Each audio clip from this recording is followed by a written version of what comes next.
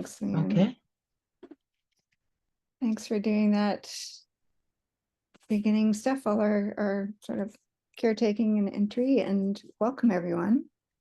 I'm super excited to be with you all and to share with you sort of some framing around conflict that we are hoping is going to be helpful in terms of how you think about conflicts that you're in and ways to think about disrupting that conflict or looking at it in different ways so that you can have more choice about how you how you attend to it and expand the possibilities and choices that you make. So I'm going to start sharing my screen and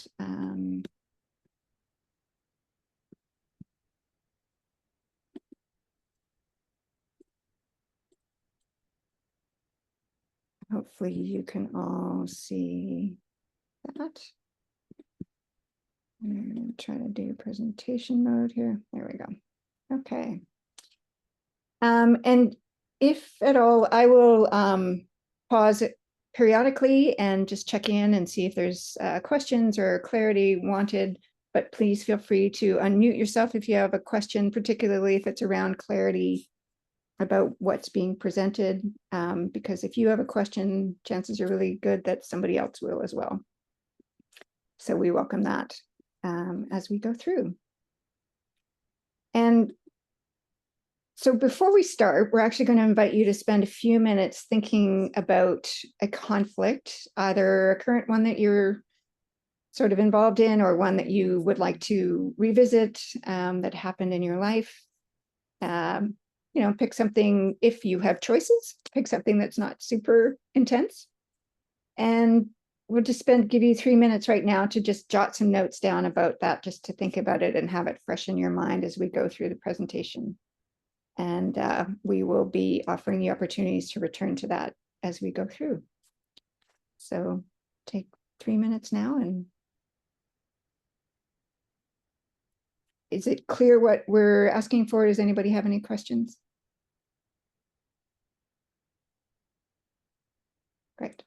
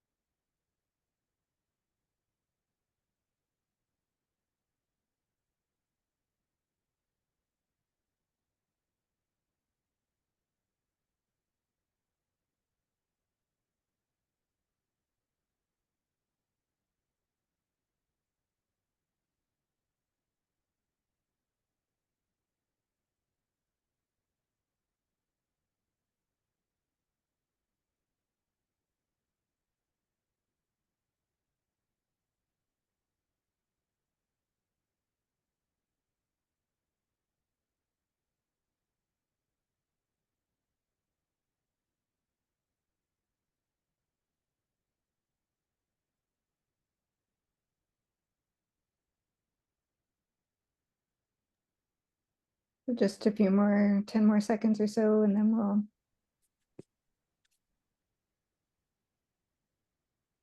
come back.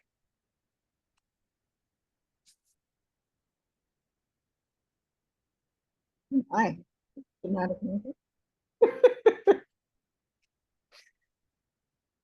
Welcome back. Hopefully everyone's had a chance to write down a few key prompts of what you want to work with today.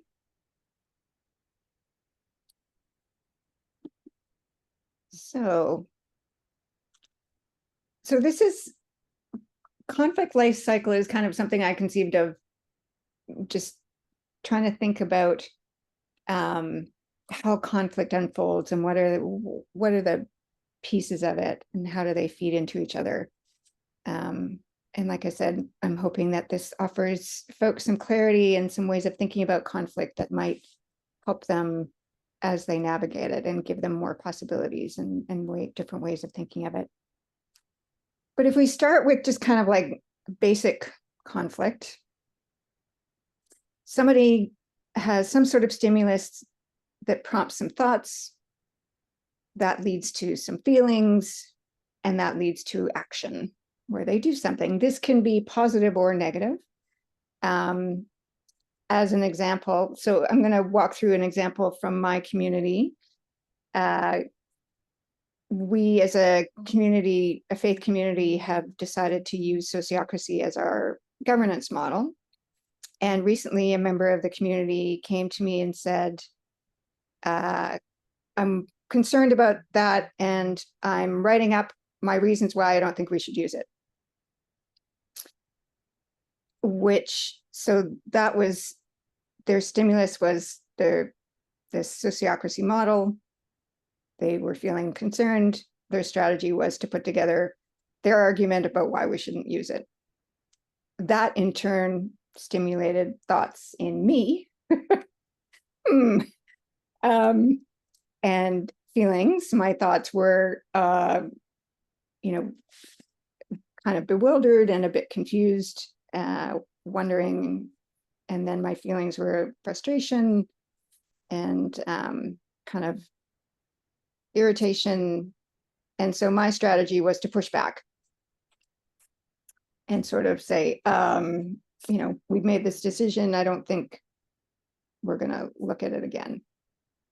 So we are now in a conflict. One person has decided to write something up about why they don't want it. And the other person, me, has said, I don't think this is necessary. I don't think we should do this. And when we're working with nonviolent communication, one of the things that we hold to be true is that conflict happens at the level of what we call strategies. And strategies are the things that we do and say and even think that that are an attempt to get our needs met. And when we are, when we're in a conflict and we're when we're reacting instead of sort of being more mindful and thoughtful, we're often acting in ways that we were conditioned to act in and not necessarily in ways that are in alignment with our values. We go back to those conditionings that we received as a child in our family and our schools. And those can tend to amplify conflict. So to kind of give you a bit fuller picture of the pieces that I see and we see as being part of a conflict life cycle, and this comes from our work that we do with nonviolent communication. So when there's some sort of stimulus to a person, we have judgments, interpretations, we make meaning out of whatever has happened.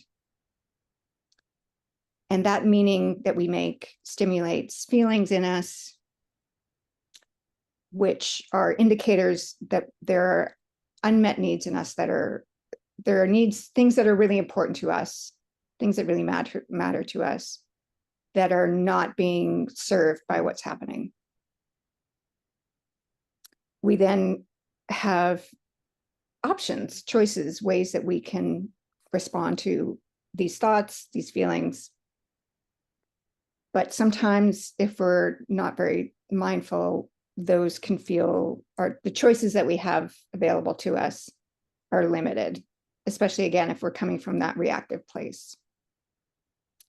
And then we jump to strategy. So some of these pieces, this isn't that much of a difference from the previous image. I've just added in some of the parts that are often happen subconsciously. We're often not really consciously aware of the meaning that we're making about something happening, whatever's happened. For example, the meaning that I made when the person said, I don't think we should use sociocracy as our model. I was making up a story about, they're going to cause us all kinds of work. This is, going to go against how we've decided to operate. And this is going to be a heck of a lot of work. So I've made some meaning out of what happened.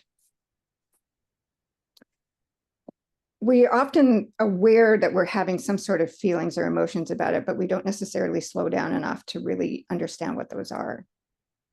And the part that we most often skip is really understanding what are the needs, what really matters to us about this situation, and what are our needs that are not being met by what's happening. And when we don't really sit with and think about the needs that we're trying to meet or the needs that aren't being met, we really limit the choices that we perceive, that we think of as being options for us to attend to what's happening. And therefore we limit the strategies that feel like they're possible.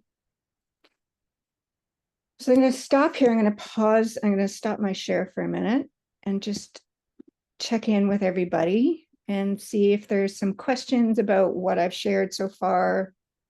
Is this making sense? Happy to add clarity or more details if anybody has any questions. Happy to see an okay. That's appreciate that. Yeah. Any thumbs up or any reactions? Great. Okay. Awesome. Thanks. I just have a question. This is Henry. I have a question Yeah. that may be answered in the future, but feel like I'm just wondering, like, when we notice that our needs are going unmet and we notice that we have a perceived choice, like how sometimes I guess I just wonder what are, what are our other strategies to getting, certain needs met? Like if I think about your situation, it's like, how else could you have responded, or how else could I have responded in this space? It's just kind of like, that's what's up for me in this moment. Yeah, I appreciate that question and that thought. I mean, it's one of the key pieces of this is really slowing things down.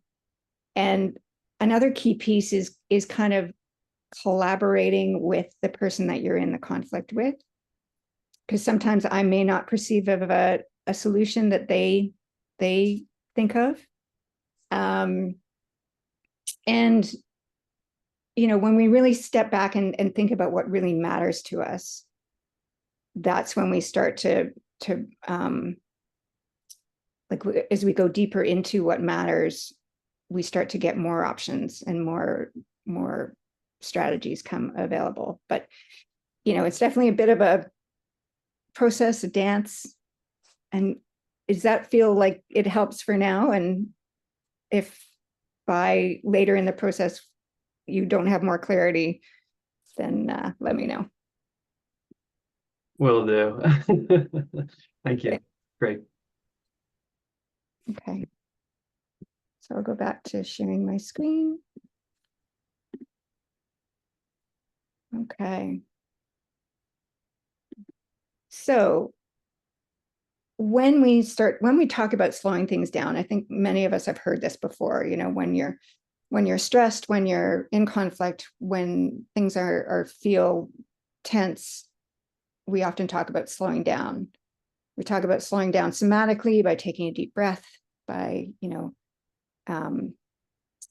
other somatic practices that can help us sort of regulate our nervous system. And there are ways of kind of like engaging with conflict and slowing that down that helps us to get more clarity.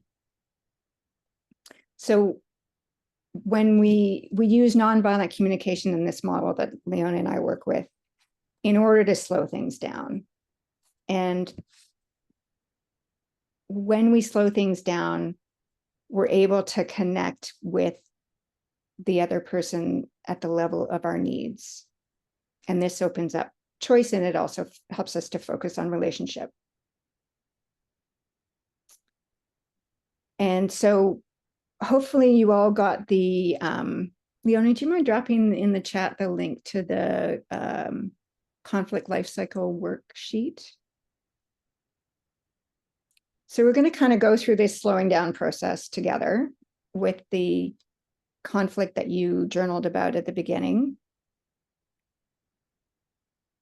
Leonie's going to put the worksheet in the chat, the link to it in the chat in case you don't have access to it right now. And you can also just follow along because we'll be doing all the steps together.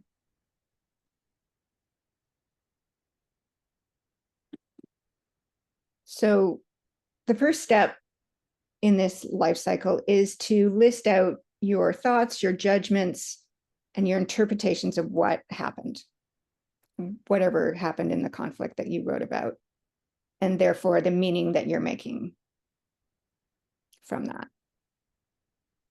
So is that clear before we take a couple of minutes to just do that individually? Does anybody need clarity or have a question before we start with that?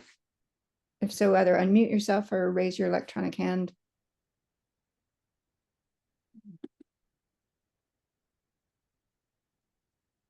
Yeah, Lauren. So just for myself, I think this is in contrast to sort of the observations. Like the observation could be someone said this to me, and then in my head, it puts all this cascade of other things. So I want to differentiate the observation from all the other stuff. Yes, you're jumping ahead on us because we're going to do the observation part next. Sorry. That's okay. So yeah, the first part is to just really jump into and give space to what are the judgments, thoughts, interpretations I'm having, i.e. what's the meaning I'm making in this situation. Any other clarity before we spend a couple of minutes on this, just in silence?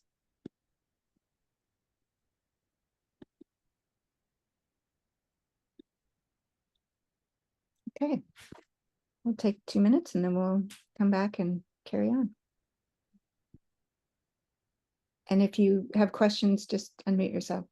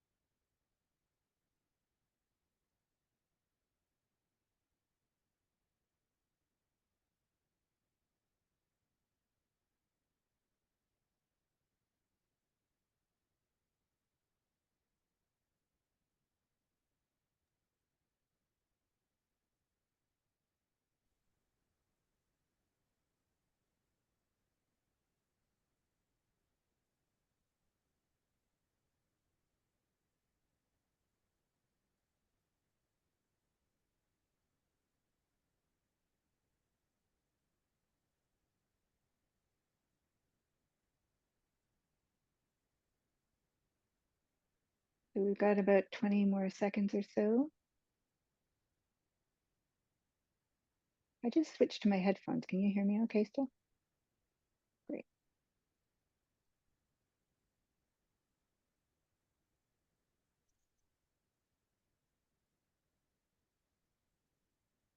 We're at time, actually.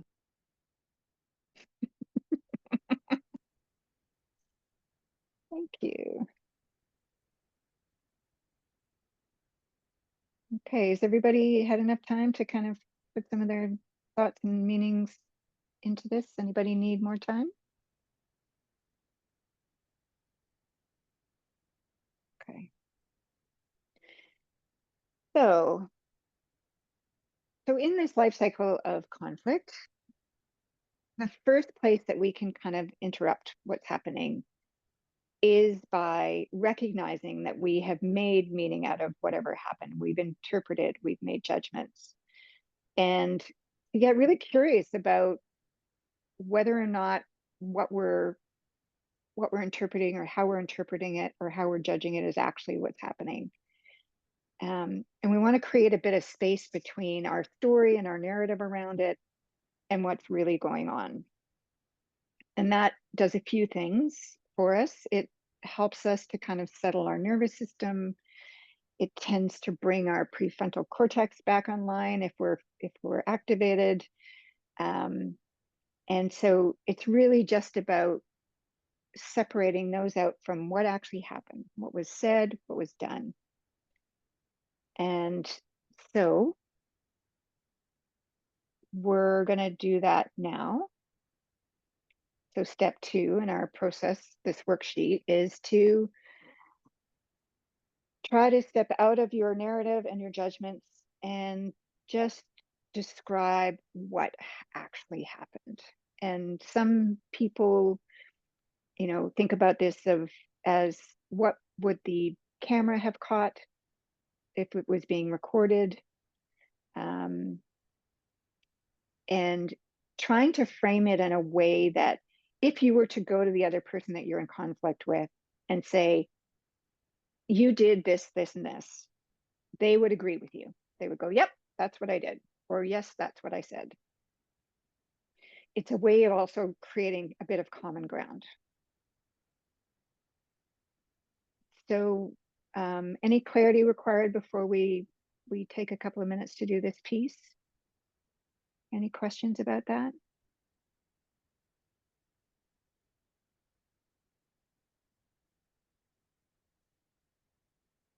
Okay.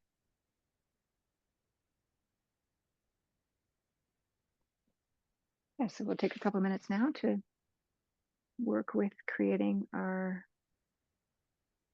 observation.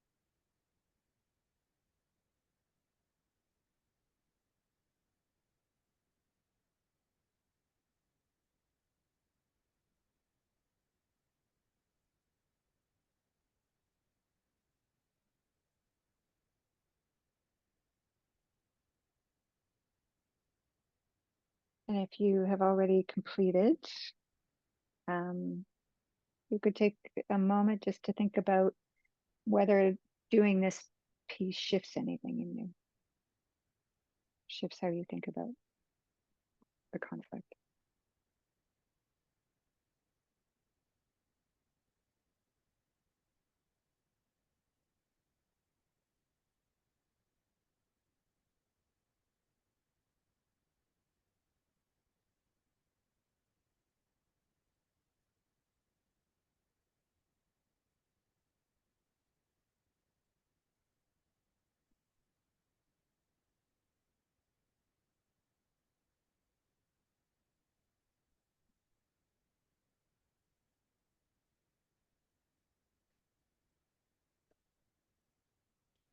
Ten seconds.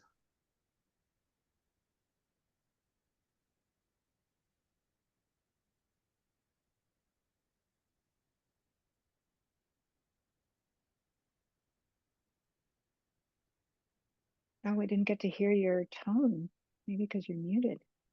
I did Mm. mute it after getting Oh, some. okay. Okay, has everyone had a chance to complete that piece? Anybody need any more time?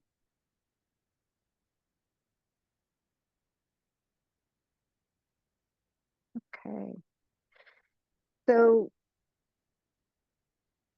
the next place that we have an opportunity to disrupt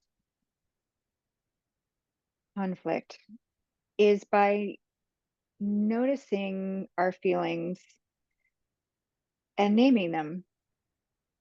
And this can actually be incredibly effective in the moment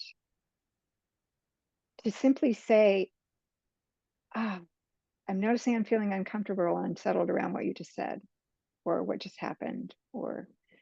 And it, by naming our feelings without, um, before they get really amped up or as we start to notice them, we can invite curiosity both for ourselves and trying to understand why we're reacting the way we are, but also from the other person or people about, okay, there's something going on. Just kind of like a little heads up, not really sure what it is, but something's not sitting with me right. Can we explore that?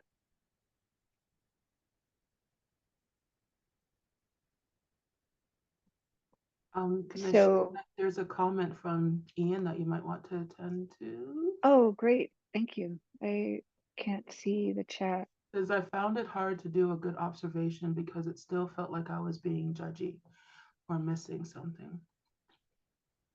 Yeah, it's that was from Ian.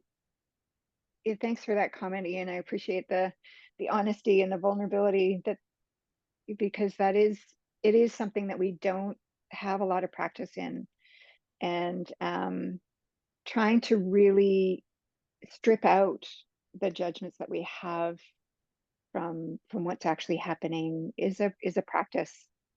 um and it's not an absolute. You don't absolutely have to strip all judgment out of it, but it just really helps to try to get to a place where you think, if I were to go to the person who did whatever, who I feel like I'm in conflict with, and say to them, this is what I think happened, there's a good chance that they would agree or be, fairly close to agreeing with what you say. I'm not sure if that's helpful, but the only other, Leonia, do you want to add anything here about like what helps in stripping out our judgments when we're trying to make an observation? I'd second the comment around that it does take practice, and that and I like the measure of, if you were to describe it to the person, would they be able to agree without it stimulating their nervous system? But the other thing to look for is how your own nervous system is reacting. That if you find yourself getting tense or showing the usual signs uh, of frustration, then to continue to work at the observation. And the second tip that I would say is to just to use like very descriptive language can be really helpful. Complete. Thanks, Leonie. Appreciate that. Yes, Catherine. I'm really glad that this topic came up about separating observation from judgment, because I'm struggling with it myself, and I'm particularly struggling with it in the case of the conflict that I'm dealing with, because I'm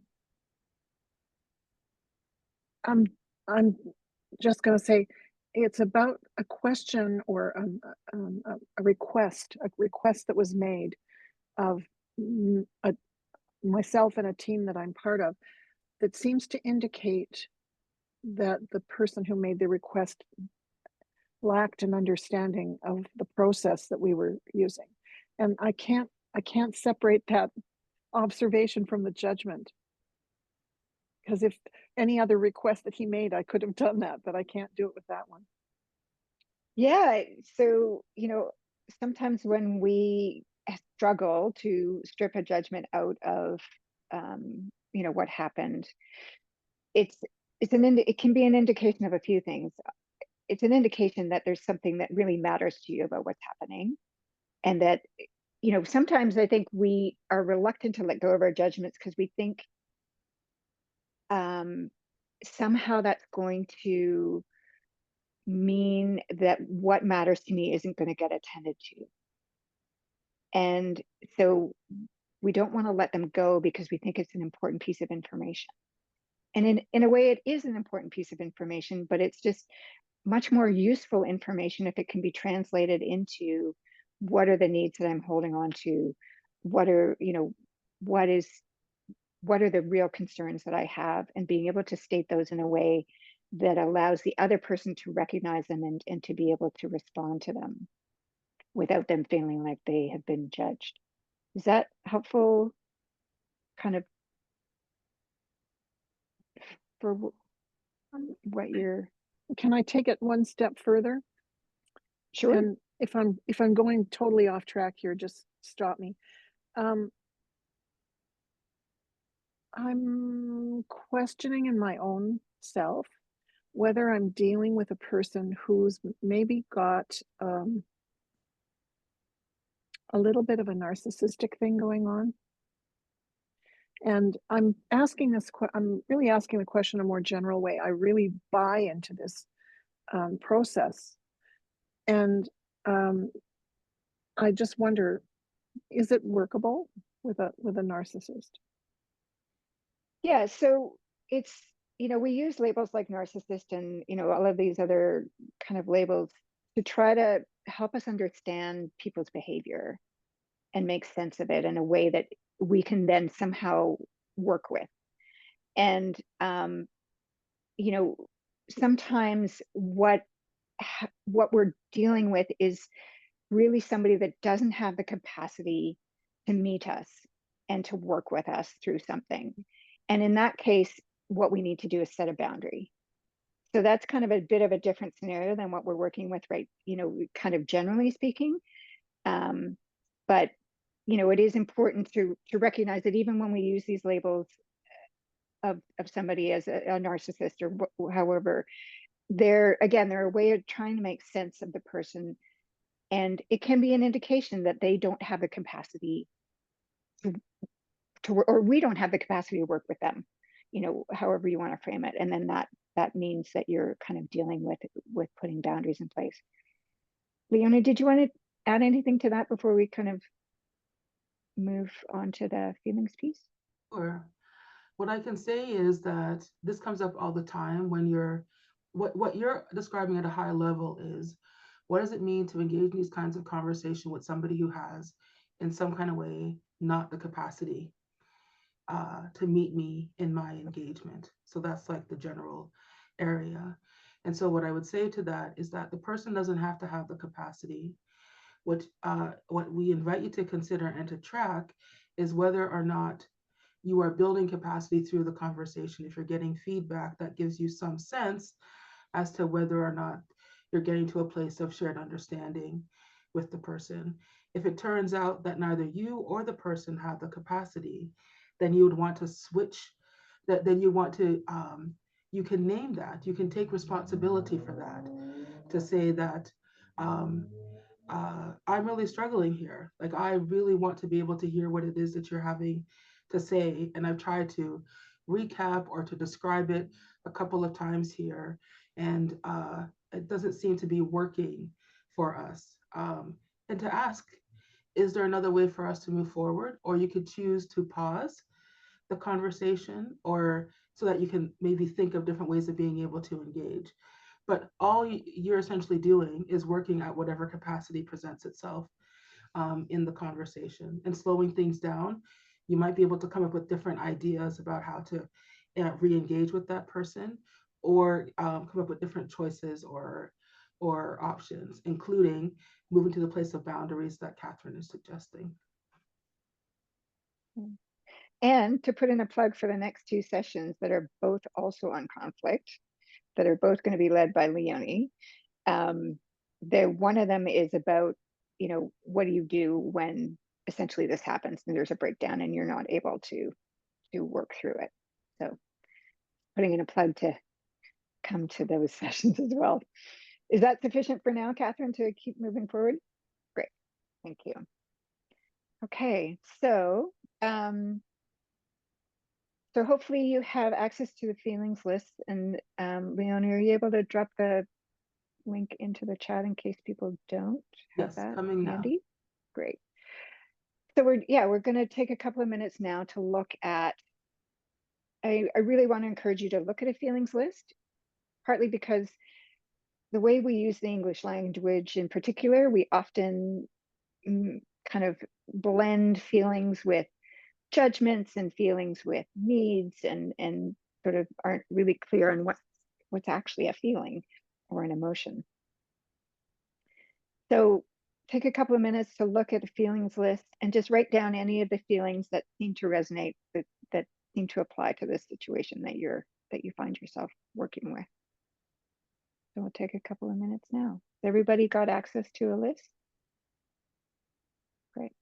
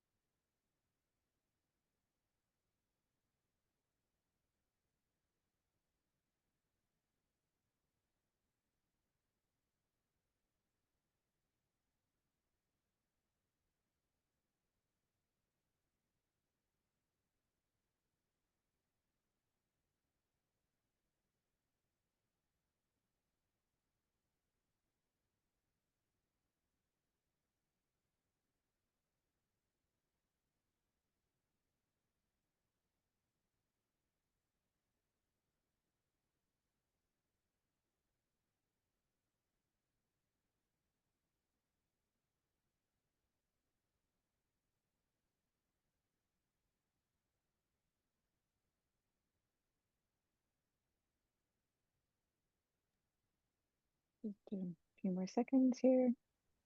And we're Time. done.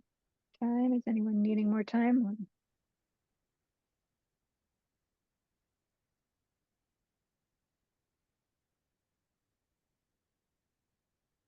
Okay.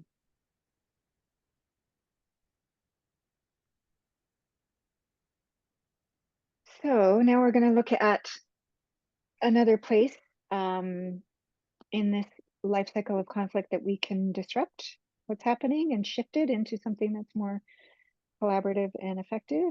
And that is to look at the needs of ours that are not being met by what's happening. And essentially, this is like what matters to us about what's going on, what isn't working for us, and what's important. And by sharing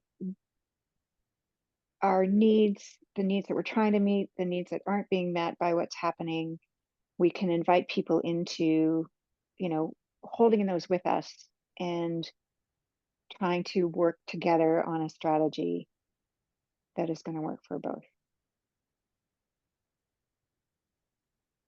So, step 4, and we'll put the needs list link in the chat in case you don't have it handy. But we're going to do just looking through that needs list. What are the things that jump out at you as being important to you about what's happening?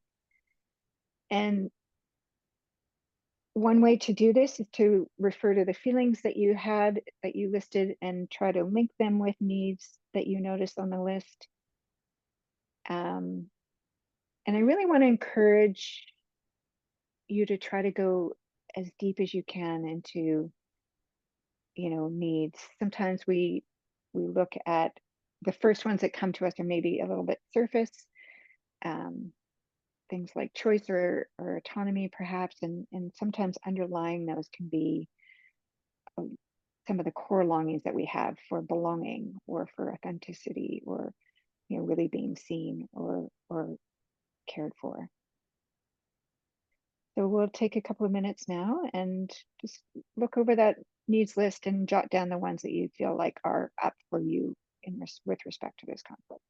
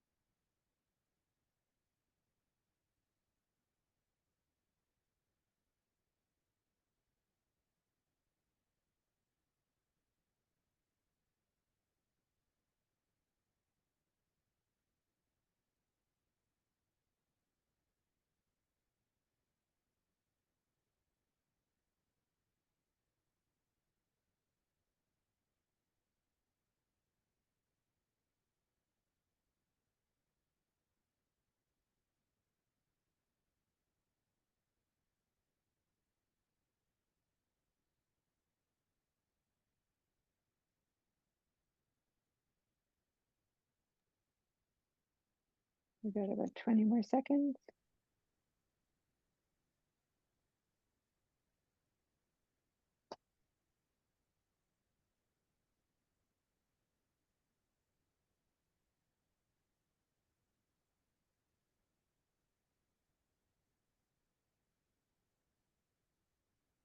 Time. Great.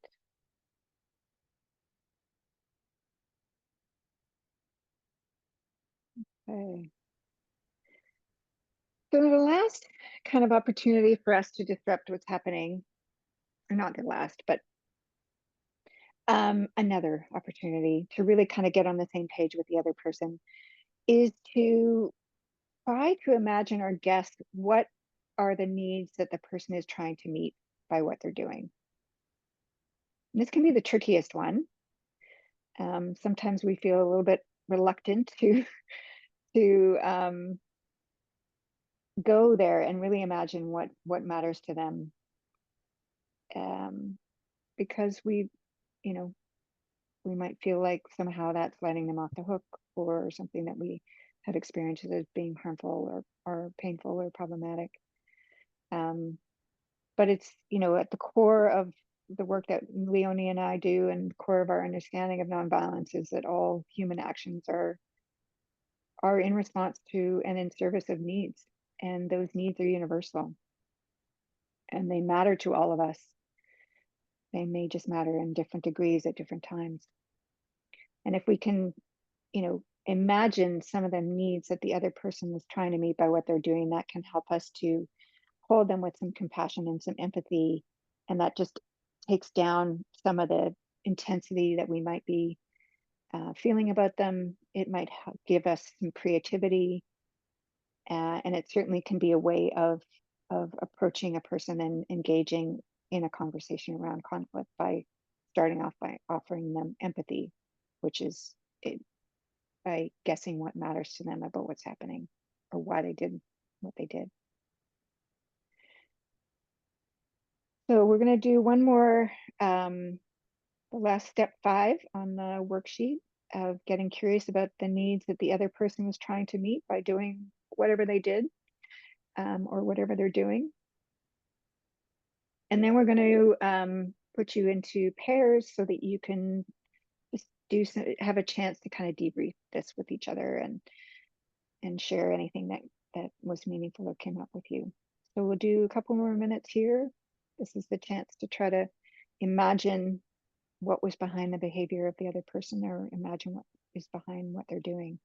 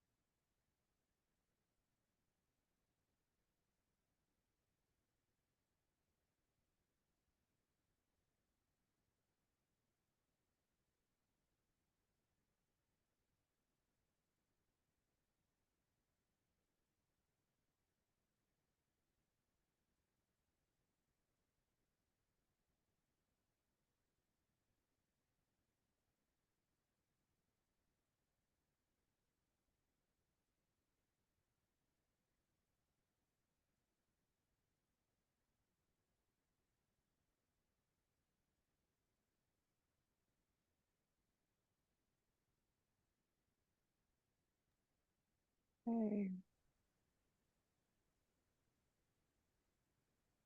I'm going to stop sharing for a moment, just to check in before we go into breakout groups. I'm going to ask Leonie to set those up, or just in pairs. And I if guess, anybody would like to not be included in a breakout group, if you could send me a message, please. I'm setting them up now.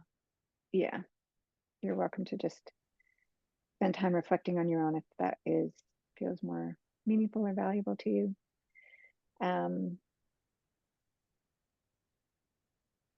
Yeah, any questions, before we go into kind of sharing with each other what came up for us, any kind of insights that we gleaned from that process, or things that were meaningful.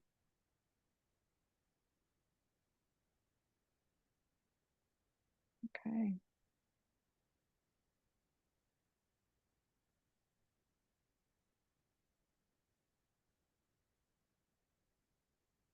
So I'll share screen again just so that you, There was a raised hand from Lauren. Oh, Yeah, I don't have to yeah, take up a lot of space, but the last step in particular, I felt was really gave me some ease around the conflict. Didn't make the conflict go away, but I didn't follow your advice, Catherine, and I picked a pretty intense conflict, partly because it's pretty live for me, and I was like, I can do it. I can do this. Anyway, yeah. And I just couldn't think of one that wasn't really intense. But thinking of the needs of the other person, yeah, it's surprising because, yeah, for me it's surprising, but it gave me a lot of ease around the conversation, being like, yeah, they're really trying to meet some pretty intense needs, I think, which maybe explains why the conflict is so intense. yeah, yeah.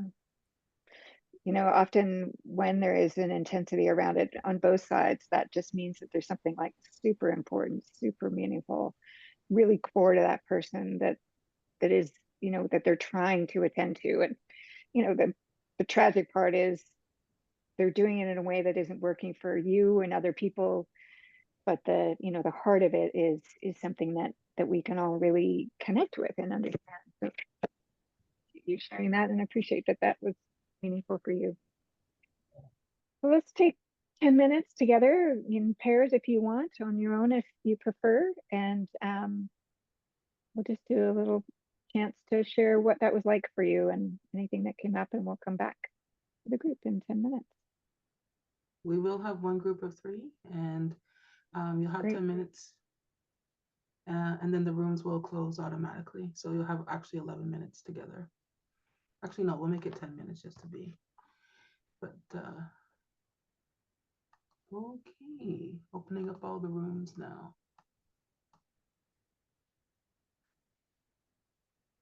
You should see something inviting you to join.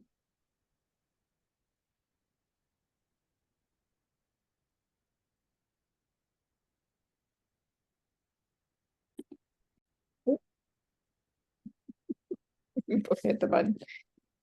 So welcome back. Hopefully it was meaningful to share with your group mates or to contemplate that in yourself a little bit more. We have time for a couple of people to share anything that they want to share from what came out of this process for them or the conversation in their breakout group. And then there's one more piece that I want to share with you before we move into closing. So feel free to just unmute yourself or put your hand up either electronically or Sharon. Well, I just really liked that session. I was with Juliet and she was so helpful. I don't know. It was very good. And so she gave me some language that I could use that I missed myself when I was sort of going through the needs list. So it was very good to talk with each other, I found anyway. Thank you. Yeah, I really appreciate you bringing that up actually, because one of the practices that I've had for the last, 16 years is something called an empathy buddy. And this is somebody that I talk with once a week, pretty consistently for the last 15 years, same person. They know me really well. And we go through these situations where we feel stuck and they help us with language. It's really great to be able to support each other and see have suggestions and ideas that the other person isn't able to see. Or so I really encourage you to do that, to reach out to people and to just talk through and stumble around and get other people's perspectives. That can be incredibly helpful. So I'm glad that was your experience, Sharon. Thanks for sharing that. Very much so. Yeah. Does anybody else have something they want to share that came out of that for them?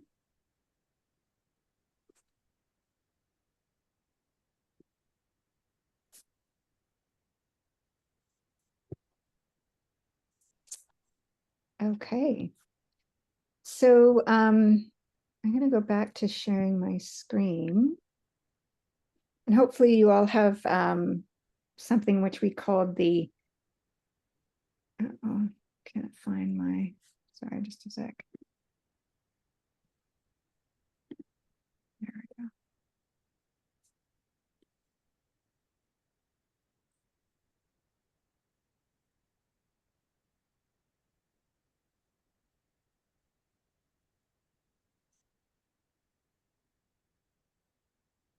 Okay. So we sent you another worksheet called the conflict, mapping the conflict ecosystem, I think it was called.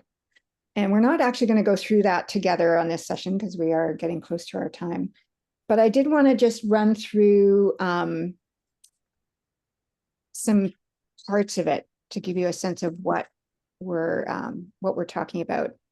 And I think what's important for me about this piece is that we need to recognize that conflict doesn't happen in a vacuum. It happens in relationship. Those relationships are in some kind of a container, community, family, and then those groups are within the broader society. And all of these things and all of these pieces are part of, are inevitably part of the conflict that we're in. And this isn't exhaustive, but it's a way to kind of help you think about the pieces to have in mind as you are working through a conflict with someone. So to start with, the conflict, yes, we can actually have our own internal conflict, but we're focused on interpersonal conflict here. So in that, each person brings their identities, their personal history, their unconscious biases, their capacity, their judgments, and they bring all of those with them into a conflict. And, it's important to be aware of what you bring as into what's happening, and also to think about the other person and some of what they might be bringing into that conflict. So is there any questions on this piece?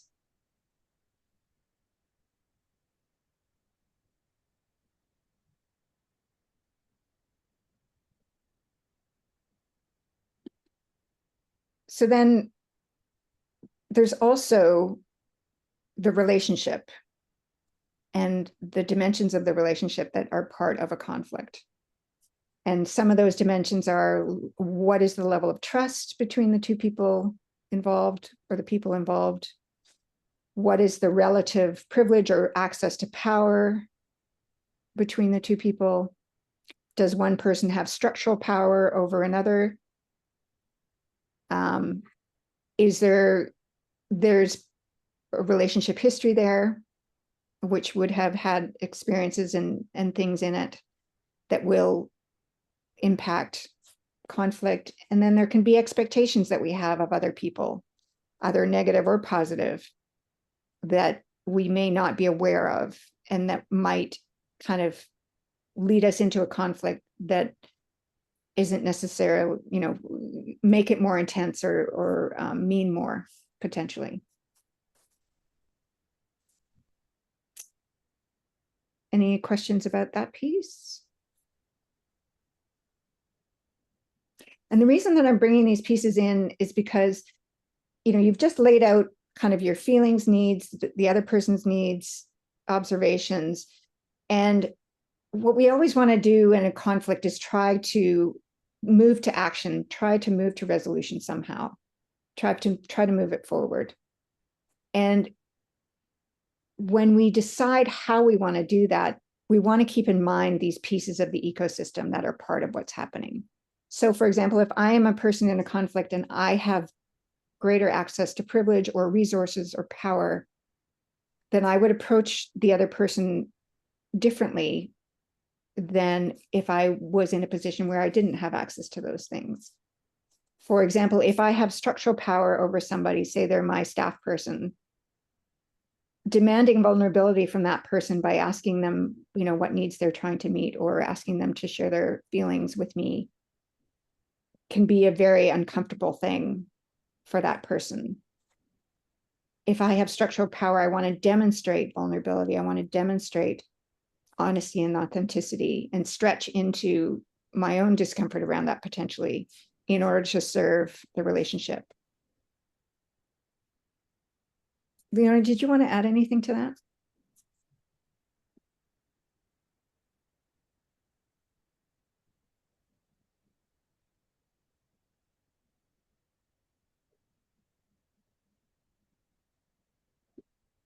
Was that a no? I didn't hear anything. Oh, I'm sorry if you didn't hear me. Yeah, I don't have anything to add. Okay. Sorry. And then, the two people or the people involved in the conflict are in some kind of container, whether that's they're part of a family, part of an extended family, part of a neighborhood, community, an organization. And that container will have its own norms and agreements, rules. It will have a purpose, and it will have its own culture. And all of those pieces can impact how we navigate a conflict, or even what creates conflict. And so holding those in our awareness as we think about how we want to move forward, how we want to, you know, what we want to prioritize in a conversation with the other person can be really helpful. You know, one of the things that I find helpful is when I start to think about the container I'm in and the purpose of that container, or the culture or the norms, the agreements that we have, it tends to help me get out of the personal a bit and give me a bit more kind of like way of framing things and talking about it that isn't so personal. It's more like bringing the person alongside and saying, hey, we've got this shared purpose, and, you know, can we work together to try to sort this out so that we're attending to that purpose? Any questions or comments about that?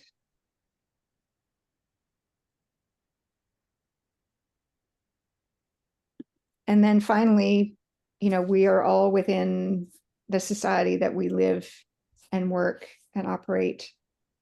And that society has its systems and its culture and its ideologies and norms, many of which are unspoken. And all of these will impact and can actually be sources of conflict. And again, if we can, the more we can expand our understanding of the factors that are happening in a conflict, the more we can start to point to systemic issues and underlying issues that are at least maybe part of causing the conflict. We actually can then get at the root of what's happening and potentially create solutions together that attend to more of the structural issues, so that we don't keep having the same conflicts over and over again.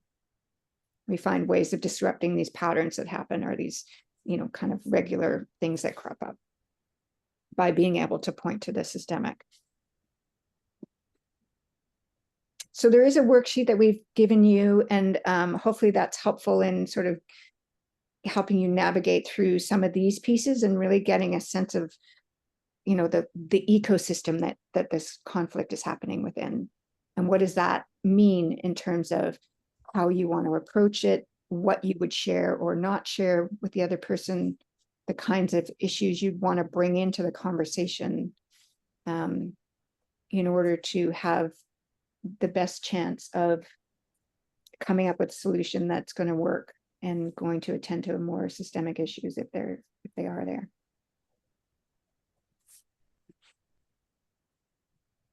And so that's it. Are there any final questions before we move to our closing? Any pieces of clarity or comments that people want to share? I'm going to stop sharing now.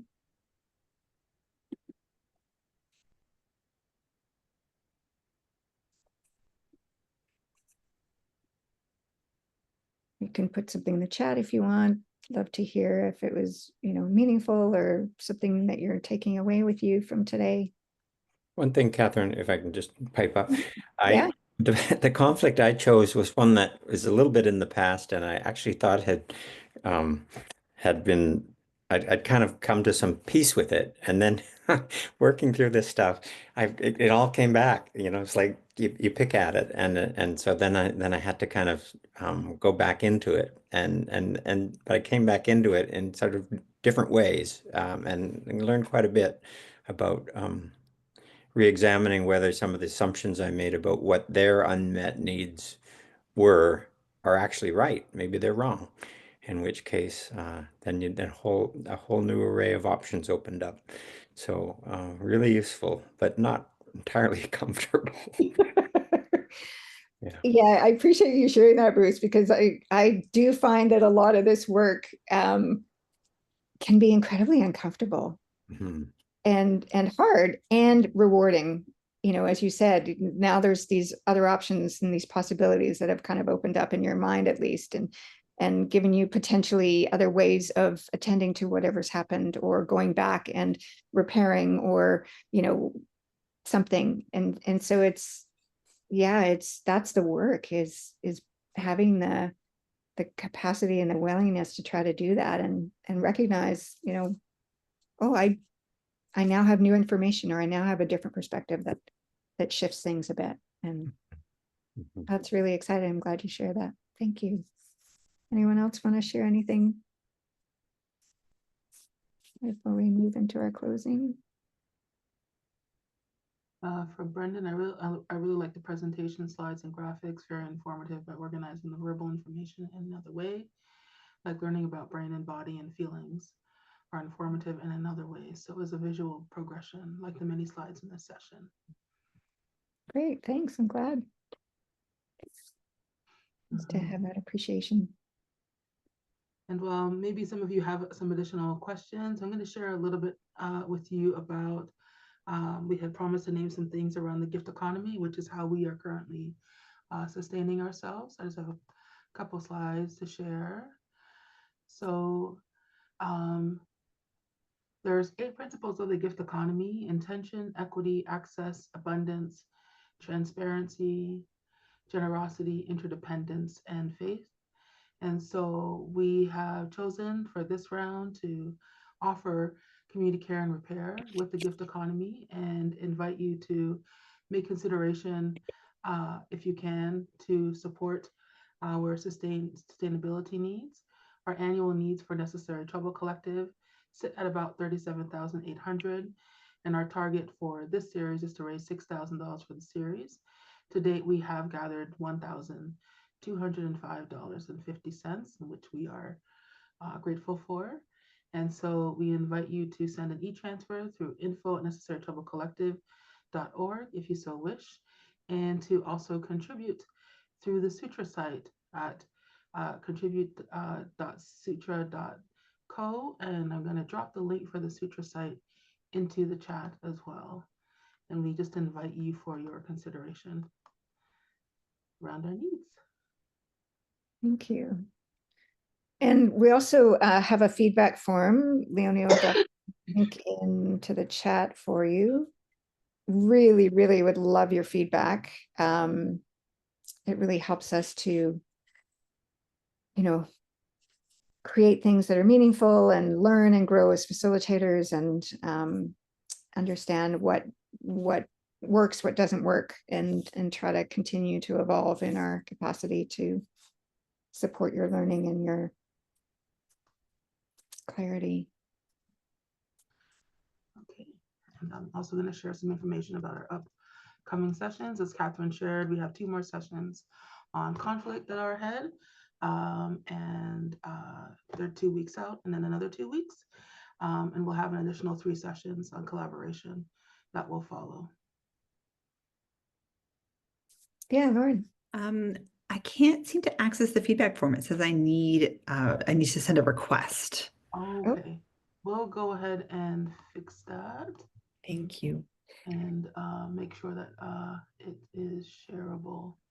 We'll have to send it out in the post along with the link to the video, but our apologies for not getting that ready. Yeah, sorry about that. Okay. So does anyone have any final, we would love to hear, just like maybe do a lightning round as we close about needs met today, 1 or 2, if you'd like to offer that.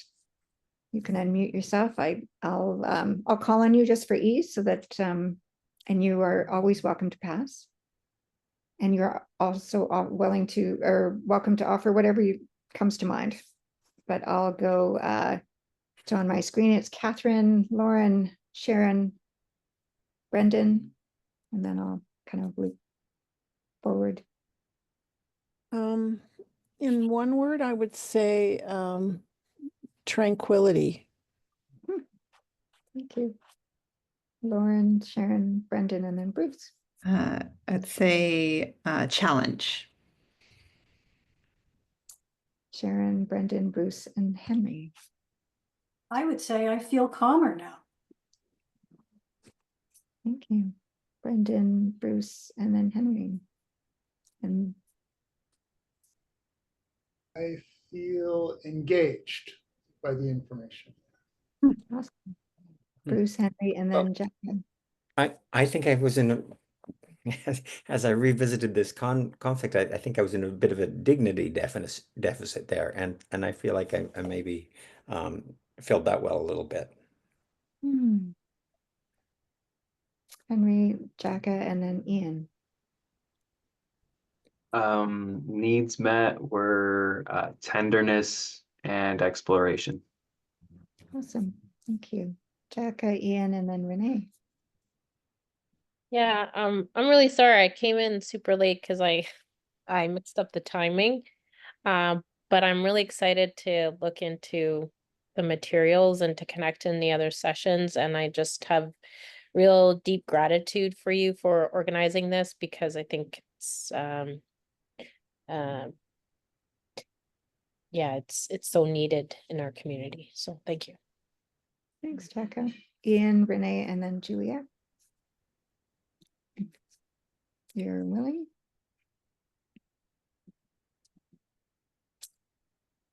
Ian writes, I felt a lot of insight. Thank you, Ian. Renee, and then Juliet. You can type in the chat or you can unmute yourself, whatever works. Yeah, one of my needs was more skills or capacity, I guess. And so when you asked what needs were met, the first thing that popped out was learning. It's like I do feel like I increased my skill level a bit. So hopefully over time it'll show up more and more significantly. Thanks, Renee. I want to add, Ian added compassion for myself and the other person, which is amazing. And Juliet wrote connection to community and shared reality. And yeah. So thank you, everyone. Wonderful to be with you all and look forward to seeing you hopefully all again in 2 weeks. Have a beautiful day, beautiful evening. Enjoy the sunshine. Thank you, Thanks everybody. very much for today.